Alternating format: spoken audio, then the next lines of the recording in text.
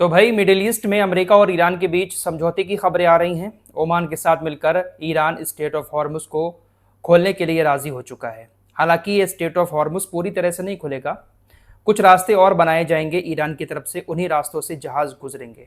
State of Hormuz को लेकर आने वाले 60 दिनों में अमेरिका और ईरान के बीच ओमान के साथ बैठकर बातचीत होगी और ईरान इस बात पर जोर देगा कि स्टेट ऑफ हॉर्मुज ईरान के कब्जे में रहे और ईरान वहां से टोल टैक्स वसूले। फिलहाल समझौते की खबर आ रही है। ये जो समझौता है वो सिर्फ एक नाम का समझौता है। स्टेट ऑफ हॉर्मुज ईरान के कब्जे में ही रहेगा और ईरान के शर्तों के मुताबिक ही चलेगा। समुद्र में जो भी जहाजों की आवाजाही होगी वो ईरान की निगरानी में होगी और ईरान के द्वारा बनाए गए रास्ते से ही होगी। ईरानी विदेश मंत्रालय की तरफ से इस समझौते को लेकर अभी अभी जानकारी दी गई है। हालांकि समझौते की खबरें सुबह से आ चुकी हैं कि डील हो गई है, लेकिन क्या डील हुई है इसकी जानकारी अभी तक अंदर से सामने नहीं आई थी।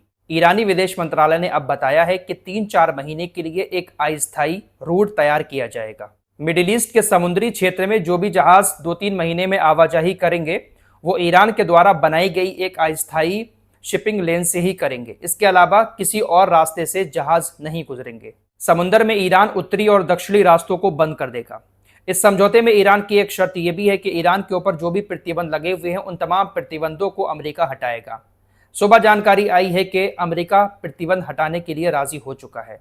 हालांकि ऐसा पहले भी अमेरिका ने कहा था कि हम ईरान पर लगे हुए प्रतिबंध हटा देंगे, लेकिन फिर से लागू कर दिए। ईरान ने शर्त रखी है कि अमेरिका समुद्र से अपने नाकेबंदी हटाए, ईरान का जो पैसा फ्रीज कर रखा है उसको रिलीज करे।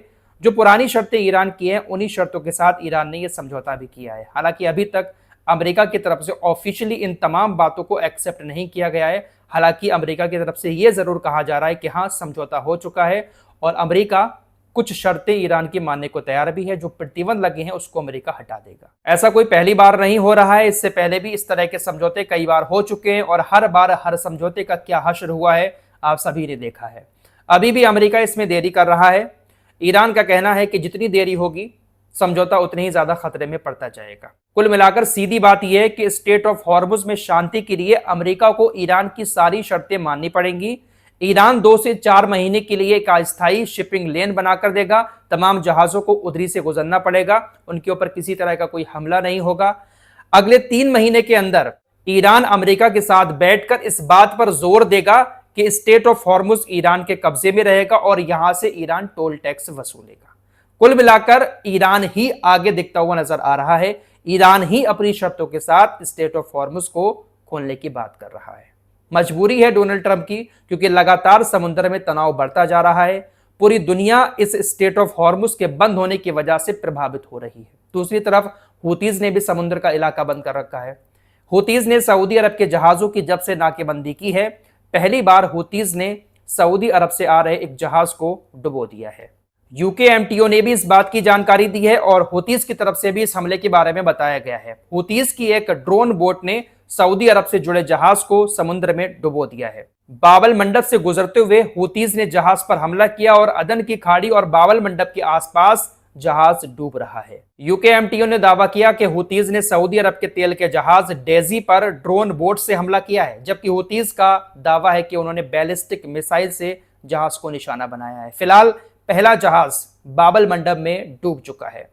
हालांकि हुतीज इससे पहले भी कई सारे जहाज समुद्र में डुबो चुके हैं। कल भी आपको खबर दी थी कि भारत से जुड़ा एक जहाज हुतीज ने हमला करके समुद्र में डुबो दिया, लेकिन सऊदी अरब की नाकेबंदी करने के बाद सऊदी अरब का पहला जहाज आज पहली बार हुतीज ने समुद्र में डुबो दिया है। दोस्तों, अमेरिका ने ईरान के ऊपर जो बहुत सारे प्रतिबंध लगा रखे हैं, इसको लेकर ईरान के विदेश मंत्री अब्बास अराक्ची ने कहा कि अमेरिका हमारे ऊपर प्रतिबंध इसलिए लगाता है ताकि प्रतिबंध लगाने की वजह से ईरान कमजोर हो, ईरान की आर्थिक हालत खस्ता हो जाए, जिसकी वजह से वहां के लोगों को परेशानी हो और ईरान के लोग फिर अपनी सरकार के खिलाफ, अपनी सेना के खिलाफ सड़कों पर उतर जाएं। इस तरह का प्लान हमेशा से अमेरिका करता रहा है, इसीलिए ईरान के ऊपर इतने सारे प्रतिबंध लगा रखे हैं। लेकिन अमेरिका के इतने सारे प्रतिबंध होने के बावजूद भी ईरान पूरी मजबूती के साथ अभी भी खड़ा हुआ है। 28 फरवरी 2026 को अमेरिका और इजराइल ने ईरान के ऊपर इसी मकसद से हमला किया था कि हम हमला करेंगे, इनके सुप्रीम लीडर को मार देंगे, इनकी सेना के अधिकारियों को मार देंगे, तो जनता सड़कों पर उतर जाएगी और ईरानी सत्ता का तख्ता पलट हो जाएगा। जिस तरह का ईरान इस्लामिक शासन आने से पहले हुआ करता था, उसी तरह का ईरान फिर से बन जाएगा और फिर ईरान हमारी मुट्ठी में आ जाएगा। लेकिन ऐसा नहीं हो पाया। ईरान का परमाणु हथियार अभी भी सलामत है और परमाणु हथियार जैसी ताकत के साथ साथ ईरान के पास अब स्टेट ऑफ हॉर्मुज जैसी ताकत भी आ चुकी है। ईरान के एक अधिकारी ने पहली बार ऑफिशियली इस बात को कबूल किया है कि हाँ, वो भी परमाणु हथियार बनाएगा। ईरान के ऊपर अभी तक परमाणु हथियार बनाने के जो आरोप लग रहे थे, ईरान हमेशा यही कहता था कि हम परमाणु हथियार नहीं बना रहे हैं, लेकिन पहली बार कबूल किया गया है। IRGC के कमांडर इन चीफ अहमद बाहिदी ने कहा कि जब तक अमेरिका और इजराइल के पास परमाणु हथियार हैं, हम अपनी राष्ट्रीय सुरक्षा के लिए परमाणु हथियार बनाने पर काम करते रहेंगे। अगर अमेरिका और इजराइल अपने परमाणु हथियार छोड़ देंगे तो हम भी छोड़ देंगे। जब ये लोग अपने पास रखे रहेंगे तो हम भी परमाणु हथियार अपने देश की सुरक्षा के लिए बनाते रहेंगे। दोस्तों, मानो या मत मानो, लेकिन यह सच है कि शायद ईरान ने परमाणु हथियार हासिल कर लिया है। ईरान के पास जो रेगिस्तानी इलाका है, खतरनाक पहाड़ियां हैं, शायद ईरान ने उन्हीं के बीच में परमाणु हथियार बनाकर टेस्ट भी कर लिया होगा और अमेरिका को रातों रात भनक भी नहीं लगी होगी। ईरान अमेरिका और इजराइल से कहीं आगे चल रहा है, इसीलिए ईरान दब नहीं रहा है। समझौते की खबरों के बीच ईरान के विदेश मंत्री अब्बास अराक्ची ने पाकिस्तान, सऊदी अरब, तुर्की, कतर, इन तमाम देशों के न्यूज चैनल के जरिए एक चेतावनी मैसेज भेजा है। अब्बास अराक्ची ने कहा कि अमेरिका ईरान के ऊपर कोई भी नया हमला करता है तो खाड़ी में एनर्जी इंफ्रास्ट्रक्चर, जिसमें रिफाइनरी, पावर ग्रिड और तेल से जुड़ी सुविधाएं शामिल हैं, ईरान उन तमाम चीजों को निशाना बनाएगा। अच्छा, इसकी भी बात कर लेते हैं। ये कहां है इस वक्त, इसका कोई अता पता नहीं है। बहुत ज्यादा फड़क रहा था गाजा की जंग में, सुबह शाम इसकी तरफ से खतरनाक भाषण आते थे, लेकिन अब भीगी बिल्ली बन के बिल में छिपा हुआ है। इसने कहा कि देखिए, समझौते की खबरें आ रही हैं, अगर अमेरिका और ईरान समझौता कर भी लेते हैं तब भी हम डरेंगे नहीं, हम अकेले ईरान के ऊपर हमला करेंगे। हम अपने फ्यूचर को सही करने के लिए, अपने फ्यूचर को पक्का करने के लिए जो जरूरी होगा हम खुद अकेले करेंगे। ईरान अमेरिका समझौता कर रहे हैं, करते रहें। जब भी समझौते की कोई बात आती है ये बिलबिलाना शुरू कर देता है। इसको भी पता है कि अगर अमेरिका यहां से चला जाता है तो फिर मिडिल ईस्ट में इनका वजूद ही नहीं रहेगा। फिलहाल इस वक्त ये लेबनान के ऊपर हमला करने में बिजी है। हमले करके दुनिया को दिखाना चाहता है कि भाई मैं जिंदा हूं। ईरान के ऊपर तो बस नहीं चला, वहां तो भीगी बिल्ली बन गया, लेकिन अब लेबनान के ऊपर हमला करके थोड़ा सा दुनिया में अपनी धौंस जमाने की कोशिश कर रहा है। इजराइल की सेना अभी भी लेबनान के बॉर्डर के अंदर घुसी हुई है। डोनाल्ड ट्रंप हालांकि लगातार दावा कर रहा है, इससे कह भी रहा है कि अपनी सेना को वापस लो, लेकिन ये वहां से सेना को वापस नहीं ले रहा है।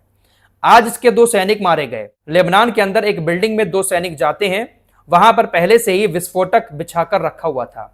जैसे ही वहां पर पहुंचे विस्फोटक ब्लास्ट हुआ और दोनों के दोनों बिल्डिंग के अंदर ही दबकर मर गए। तो लेबनान के ऊपर इजराइल की सेना इस तरह से हमले कर रही है। रही बात गाजा की, तो गाजा में ट्रंप की तरफ से जो प्लान लेकर आया गया था, जिस पर अब सहमति बन चुकी है, हमास एक फिलिस्तीनी नई समिति को हथियार देने के लिए तैयार है। फिलिस्तीनी अथॉरिटी को नहीं देगा हथियार, एक नई समिति को हथियार देने को राजी हो चुका है, लेकिन इसके बावजूद भी गाजा पर इजराइल लगातार हमले कर रहा है। कल परसों में भी हमले हुए, 19 से 20 लोग गाजा में मारे गए। नेतन्याहू खामोश है, हमास हथियार सौंपने को राजी है, लेकिन नेतन्याहू की तरफ से शायद इस मामले पर भी अपनी रजामंदी जाहिर नहीं की जा रही है। नेतन्याहू शायद नहीं चाहता है कि हमास हथियार छोड़े। अगर हमास हथियार छोड़ देगा तो फिर लड़ाई पूरी तरह से रुक जाएगी और ये नहीं चाहता कि लड़ाई रुके। अगर इसको कुर्सी पर बैठे रहना है, अपने आप को बचाए रखना है, तो यहूदियों के दिल में डर बिठाए रखना होगा, आतंकवाद का डर, ईरान का डर। अगर हमास गाजा से इजराइल के ऊपर हमले करता रहेगा तो यहूदियों को बचाने का ढोंग करते हुए यह गाजा के ऊपर हमले करेगा और यहूदियों की नजर में अच्छा बनकर कुर्सी पर बैठा रहेगा। इसलिए शायद नहीं चाहता है कि शांति हो। हमास राजी हो चुका है कि हम हथियार डाल देंगे, खत्म करो सब कुछ, इजराइल अपनी सेना को यहां से वापस ले, लेकिन यह कह रहा है कि हम अपनी सेना गाजा से वापस नहीं लेंगे। फिलहाल इसकी हालत भी अब गोदी मीडिया जैसी हो गई है। गोदी मीडिया के बड़े बड़े महान पत्रकार बड़े बड़े शो करते हैं, लेकिन उनकी बातों को शायद कोई अब सीरियस लेता ही नहीं है। वैसा ही इसका हाल हो चुका है। इसकी बातों को भी अब कोई सीरियस ले ही नहीं रहा है, क्योंकि औकात सबकी अब सामने आ चुकी है। इस रिपोर्ट में इतना ही। कुछ और खबरों के साथ फिर हाजिर होंगे। अपना ख्याल रखिएगा। अल्लाह हाफिज।